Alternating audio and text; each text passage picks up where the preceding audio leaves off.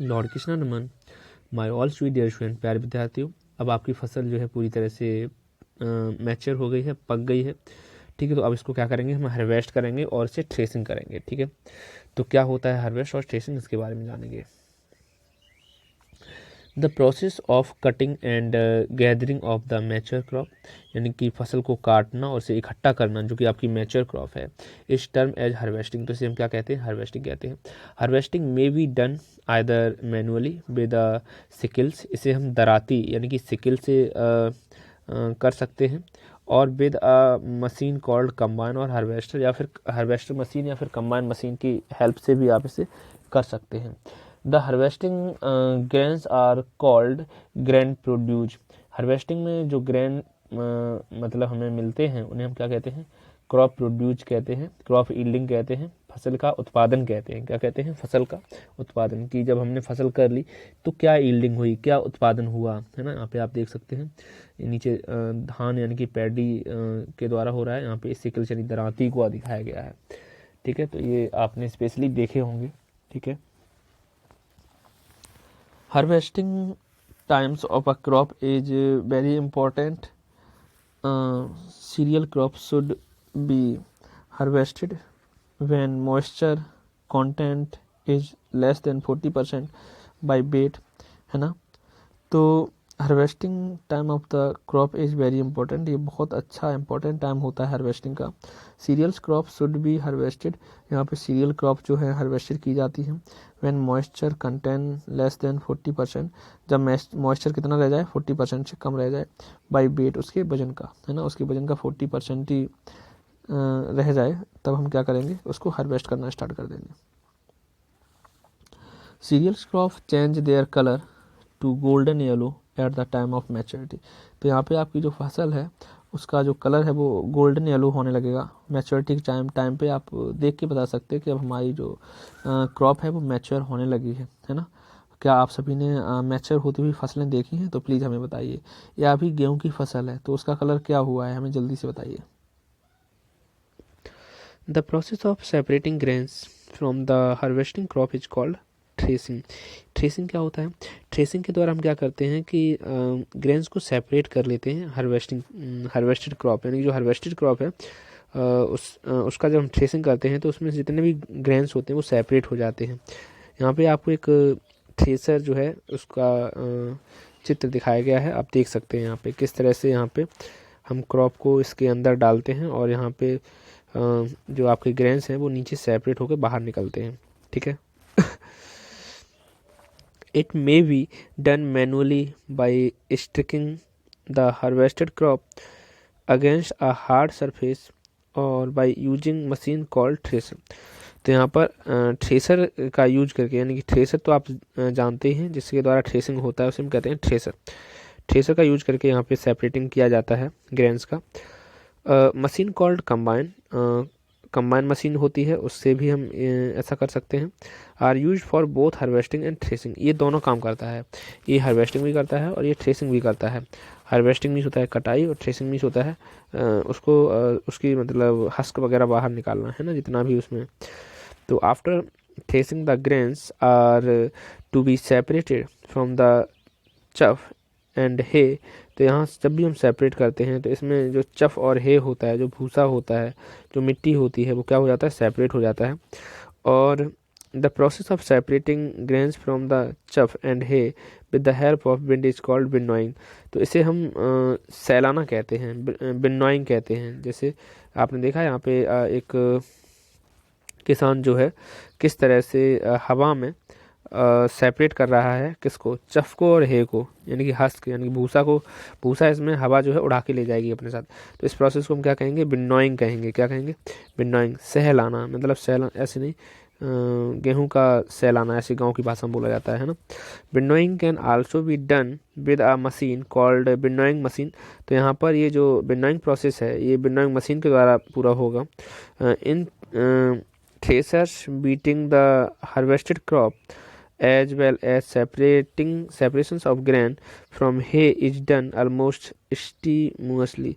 तो यहाँ पे किस तरह से ये हार्वेस्ट को पीट कर उसमें से ग्रेन्स को अलग कर देगा, ये बहुत ही अच्छा प्रोसेस है। ठीक है स्टूडेंट। जब ये सारा प्रोसेस हो जाएगा तो उसके बाद हम क्या करने वाले हैं, स्टोरेज ऑफ फूड ग्रेन। हम फूड ग्रेन का क्या करेंगे, स्टोरेज करेंगे, है ना। चलो okay.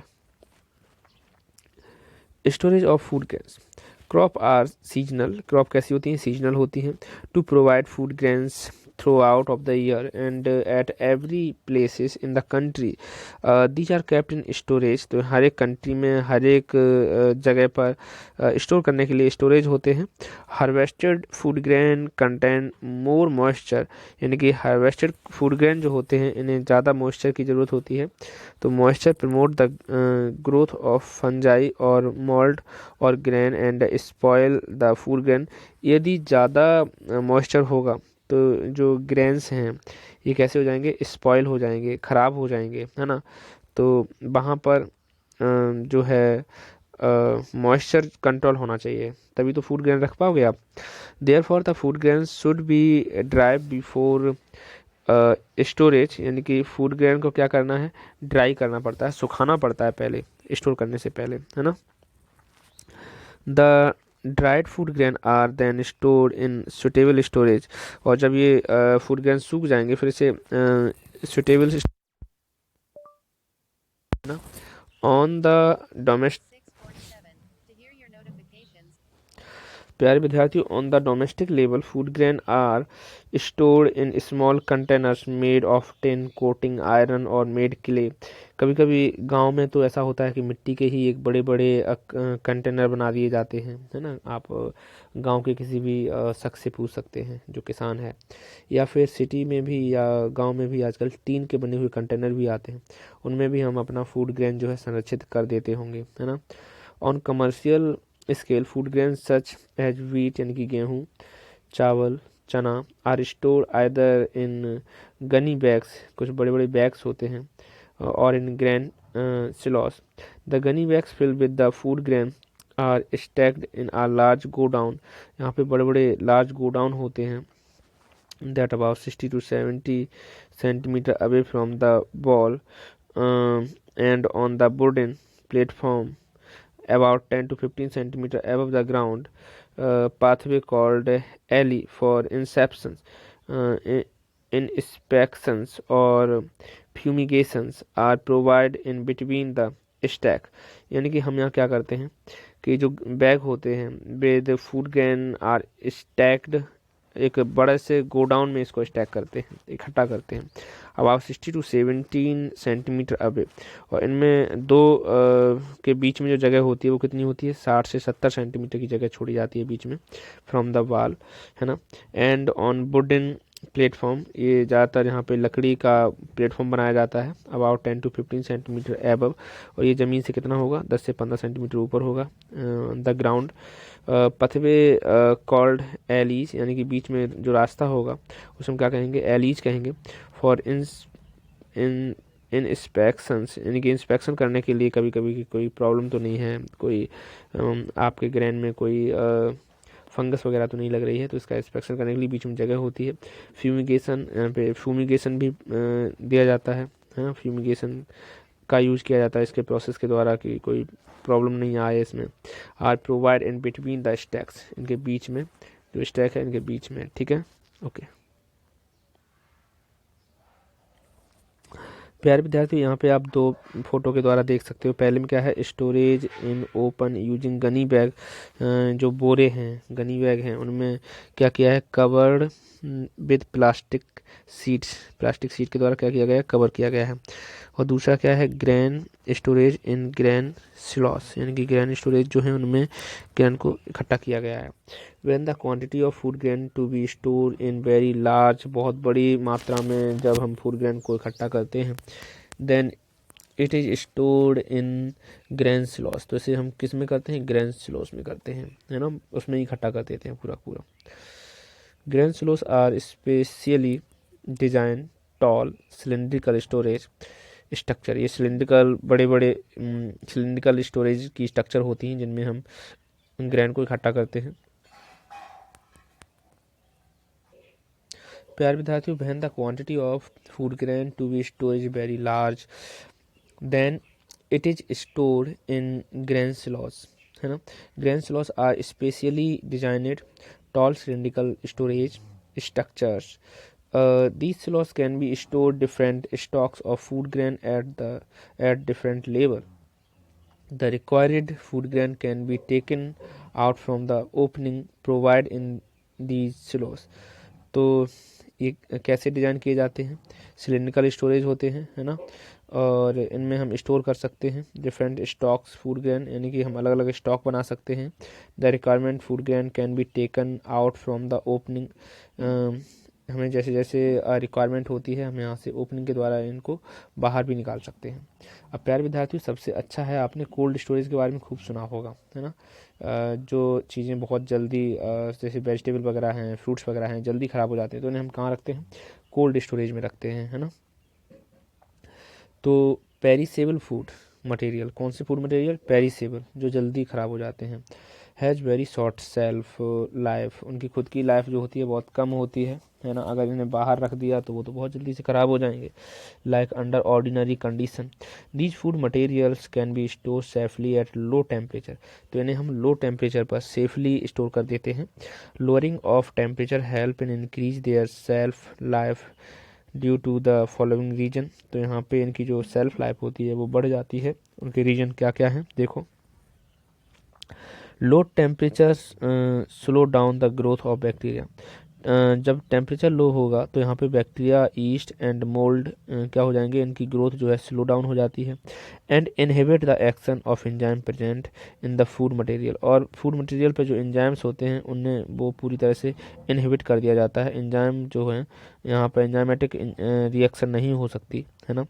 Low temperature help the food material to retain their nutritive value, low temperature यहाँ पे हेल्प करता है रिटेन करने की क्या, न्यूट्रिटिव वैल्यू, यानी कि आपकी जो पेरिसेबल फूड मटेरियल है उसकी जो है न्यूट्रिटिव जो वैल्यू है उसको स्टोर करने की कोशिश करेगा, है ना।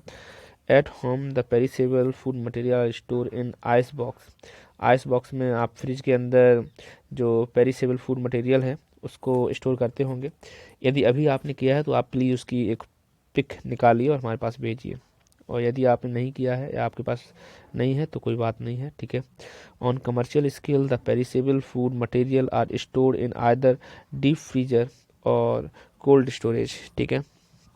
कमर्शियल स्केल पे अब क्या करते हैं, जो पेरिसेबल फूड मटेरियल है उसे स्टोर करते हैं डीप फ्रीजर, अंदर की तरफ, यानी कि जो डीप फ्रीज एरिया होता है वहाँ पे, और कोल्ड स्टोरेज में, ठीक है, हम इसको रखते हैं जो कमर्शियल स्केल होता है। A deep freezer is a room like cabinet maintained eight low temperature by using the principle of refrigeration, तो ये रूम लाइक कैबिनेट सा बना होता है, इसमें बहुत कम टेम्परेचर होता है। द प्रिंसिपल ऑफ रेफ्रिजरेशन, तो यहाँ पे ये रेफ्रिजरेशन के प्रिंसिपल पर ही वर्क करता है। A cold storage is a godown like large enclose maintained at low temperature by large refrigeration machine, तो लार्ज रेफ्रिजरेशन मशीन यहाँ पे यूज की जाती है, ठीक है। प्यारे विद्यार्थियों, बफर स्टॉक ऑफ फूड, हम फूड का बफर स्टॉक भी कर सकते हैं, बहुत बड़ी मात्रा में स्टॉक भी कर सकते हैं, ये भी पॉसिबल है कि आप बड़ी मात्रा में कैसे कर सकते हैं, देख लीजिए। क्रॉप आर सीजनल, ये बार बार बड़ी जो रहा है, क्रॉप कैसे होते हैं, सीजनल होते हैं। The crop yielding depend upon many factors, जो क्रॉप का जो उत्पादन है वो बहुत सारे फैक्टर पे डिपेंड करता है। Agriculture in our country depend heavily on rain, तो मोस्टली बारिश पर हमारा पूरा एग्रीकल्चर डिपेंड करता है। When the monsoon rain are good, monsoon जब आ जाते हैं तो गुड हो जाता है आपका agriculture. We have bumper crop, तो हमारे पास क्रॉप कैसी हो जाती है, बम्पर पैदावार हो जाती है। व्हेन द मानसून फेल, और मानसून अगर नहीं आया, बारिश नहीं हुई, many area in our country suffer from severe drought, तो यहाँ पे हमारे देश में बहुत सारी जगह पे आपको सूखा देखने को मिलेगी, ड्रॉट देखने को मिलेगा। And the crop production is poor, और यहाँ पे फसल का जो उत्पादन है वो कैसा हो जाएगा, कम हो जाएगा। समटाइम हैवी रेन में कॉसेस फ्लडिंग, और कभी कभी ज़्यादा जो बारिश हो जाती है तो